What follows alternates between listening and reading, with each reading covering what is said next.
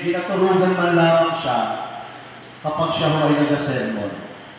Minsan ay naisip niya balusan yung figura at turuan ito ng leksyon. Habang siya ho ay nag-sermon at naghihilig naman yung matanda, ay pabulong niyang sinabi sa mga tao yung gustong umakyat sa langit, hilom na magtindo. At hinuman na nagtindo na tayuan ang mga tao maliban kay Lord.